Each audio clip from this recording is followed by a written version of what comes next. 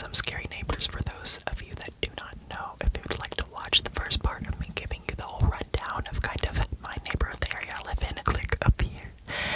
And you can watch the first part of our neighborhood gossip video series because it's a lot to unpack. So I would like to give you a rundown of basically what's happened over the past 10 months in terms of my neighborhood. So for those that don't know, I live in a semi-quiet but pretty sketchy neighborhood. It's a mix of pretty nice houses with trailer parks, and mind my language when I say this, I don't mean this in any direct way, and I don't say this in a derogatory way, but I live in a place where there's lots of like trailer trash, and I know that can be a stereotypical thing to put on people, but these parks are genuinely trashy. Some of the people are actually super nice, but other people, like I'm going to talk about in this video, aren't completely nice. So, I would like to preface this by saying that there aren't a ton of people that live super close to my vicinity. Thankfully, we live in a neighborhood where there's like a space between the houses, so like there's some country, but then there's also like neighborhood, but it can give you a feel for like I am in a neighborhood, but also I have, there's some trees in the background of where you live, so it doesn't feel so, tight and close knit. So most of my neighbors, they're nice. I've met a couple of them. A lot of them don't talk, and I'm kind of scared to talk to a lot of them, especially when riding my bike, by the trailer part area, because there's like homeless people that live in some of them. Not that homeless people are dangerous or mean, and it is quite sad when I go by some of those areas, but there generally is some really creepy people that live around there. But so let's talk about the brotherhood. They have like a gated fence, so it's like they have a fence and they literally have a gate that opens whenever one of their members comes in. It's different cars yet every time, it feels like, but I'll get into that in a little bit. I would just like to say that what happened between me and the owners of that property last year has been resolved. There has been no more incidents. I haven't really spoke to them, but I think that time they were either drunk or they were high.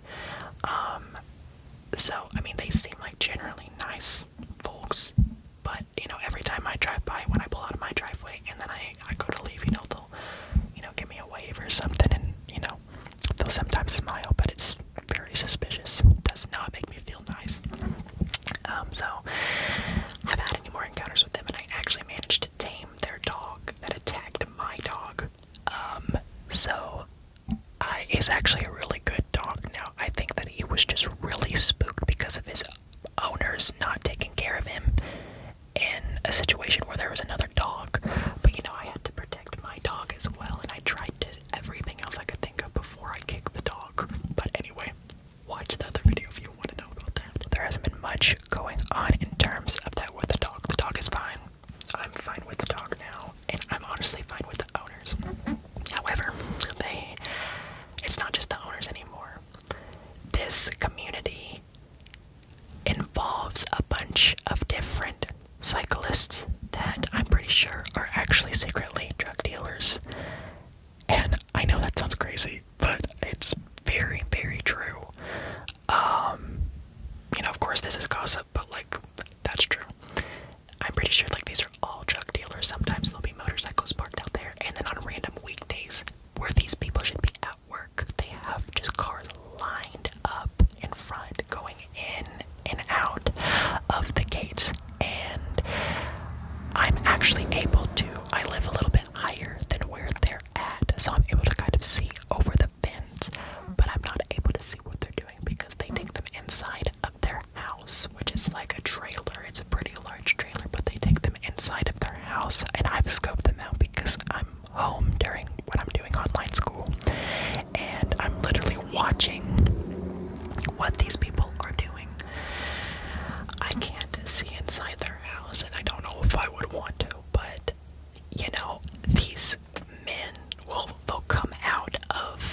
it's women too. I mean, it's sometimes it's whole families, and I know it's not. Sometimes it can be a family affair. So these people come out of their trailer and they're carrying the styrofoam box that is completely unlabeled. It's very, very sketchy.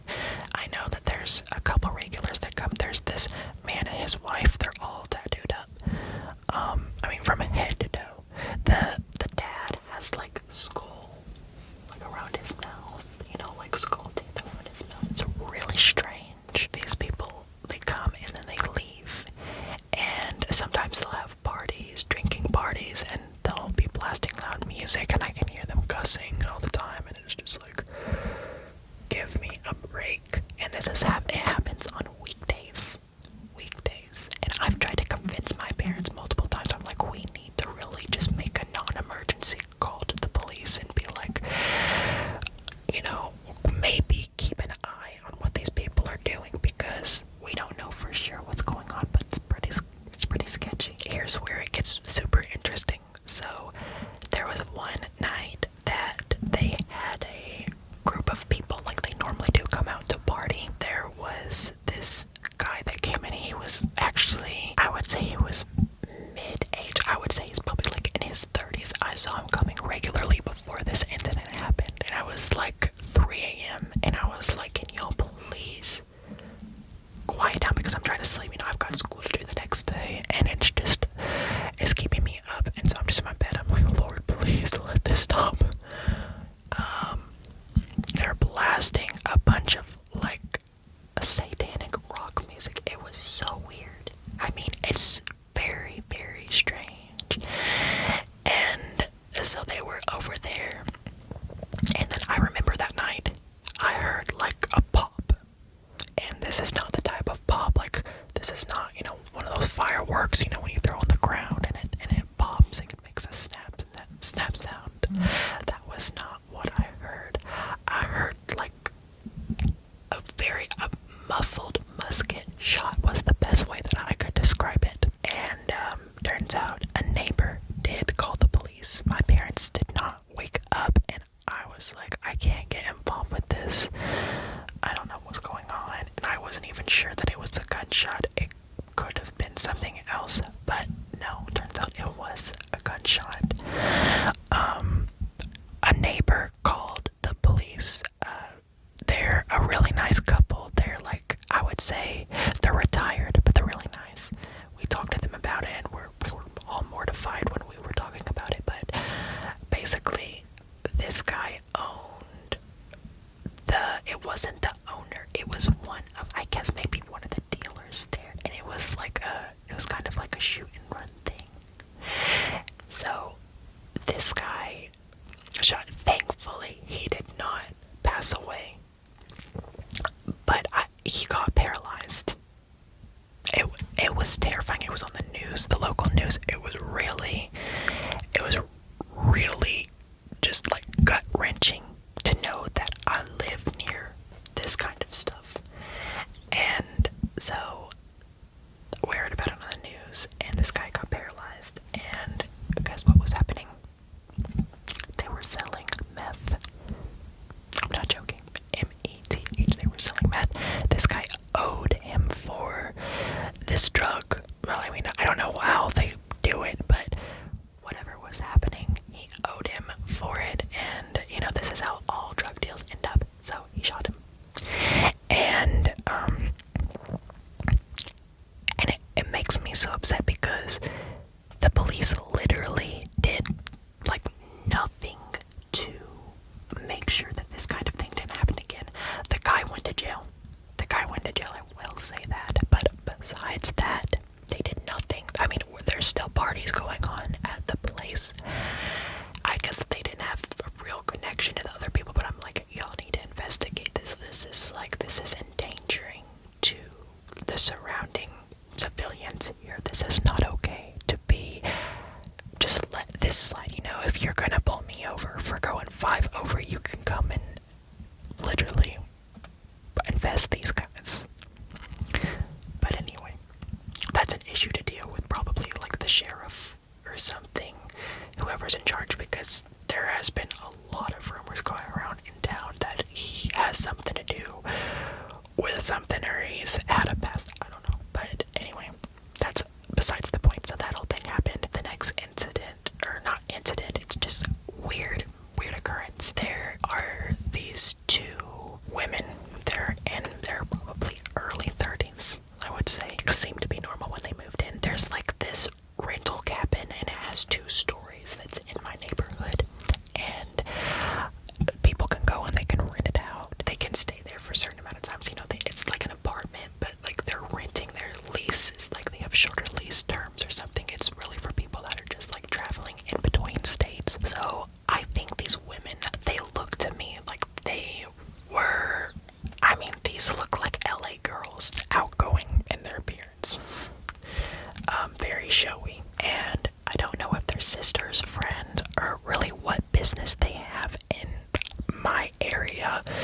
very odd to see someone that looks like them in my area. I never talked to them before. I see them come and leave. I mean, they're real expensive.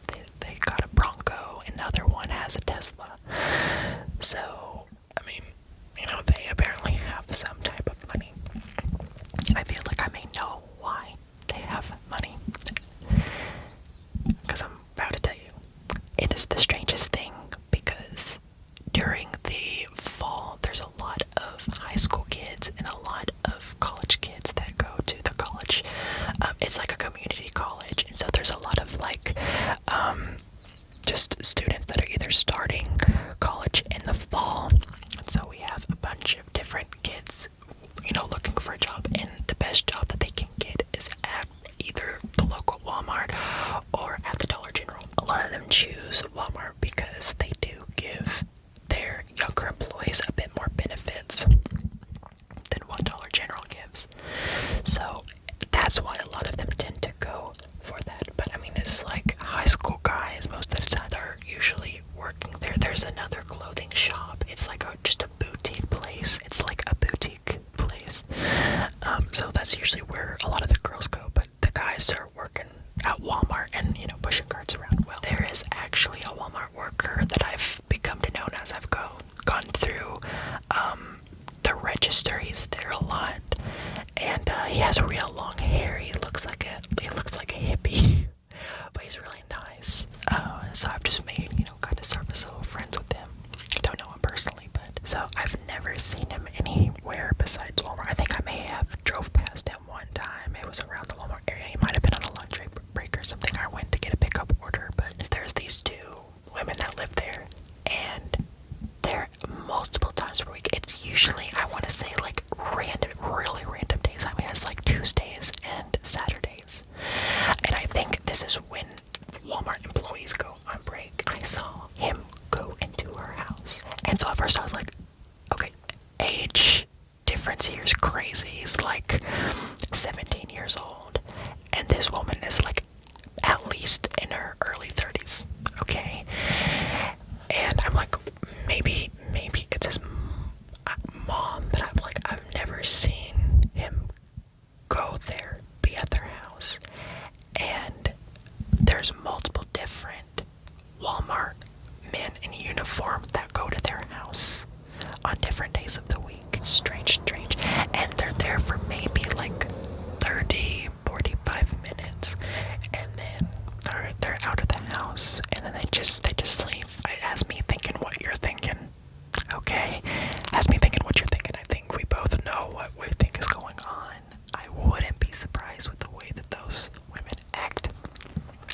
Probably is. So fast forward to fall. There is this elderly lady that moves in. Her son has like one of those small U-Haul trucks that come, or like a trailer. So this elderly woman moved in. She seems to be in her early 70s. I would say early 70s. At first I was like, okay, you know, she walks by herself. She's completely fine. And her son was helping her move into this little house. It's not a trailer. It's not the nicest house, but it's a house. And she moved in there. And of course I ride my bike around the neighborhood. There's like a park that I go to. And then I like circle back around and then go to my house. Her name is Phyllis. Miss Phyllis. That's not her actual name. That's not her name in real life. But I'm not going to tell her actual name on the internet. But what I will say, Phyllis is what I think to possibly have schizophrenia or some kind of condition. Maybe she's bipolar is what I would think. So my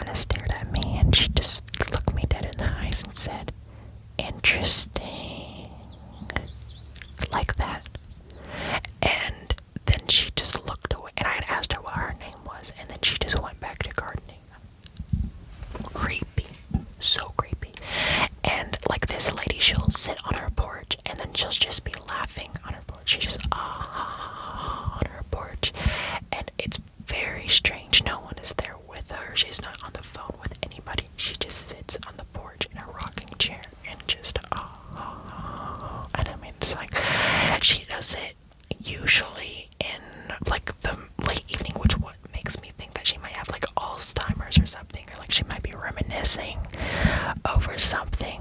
But I mean, she's out there cackling over nothing. And there was one evening that she came out and she had on like this huge puffy dress, and no one was with her, and she had like a full face of makeup on, you know, lipstick, everything. And she lives relatively close, so like in the kitchen window I can look up and see her porch. So it's not like the Brotherhood place is like in front of my house, in front of the driveway. It's a bit distance off, but like that's where the strip of land is, and then I can see her through the window, the kitchen window.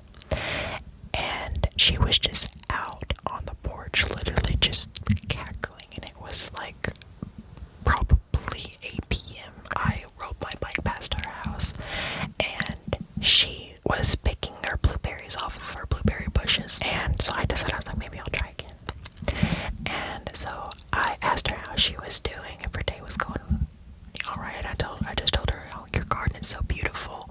You must have a lot of experience, you know, it looks great. And this time, you know, she acknowledged me, and, you know, she was real nice about things. And then it's all of a sudden, it's like something clicked inside of her head, and then she just stared at me like she knew something about me. She looked like she knew when I was gonna die. She was not smiling though. She just like, and the smile went off of her face, and she was like, do you want to come inside my house, because I just got done making these blueberry scones. And at that moment I noticed that I looked at her waist, and she had one of those conceal and carry packets, but it was not concealed, and she had it just right there. She never, every time I, you know, drove by her garden or drove by her house when I was just, you know, riding my bike, it was, you know, she never had that. I never noticed that. She has different gardening tools that she'll keep around her belt, because she has like a little belt that she'll keep, you know, like her little shovel and stuff to dig up and plant different, you know, seeds and things like that, whatever she does. I was headed to the park. Thankfully, I was able to make up an excuse, because the Dollar General isn't super far. It's like within biking distance from my house. So I was like, I'm so sorry, but I've got to go to the Dollar General and grab like a can of green beans. You know, my mom's making a green bean casserole. And then at that moment, she just looked at me, and she didn't say another word, and then she just went back to gardening. Strangest experience of my life. I mean, I still, when I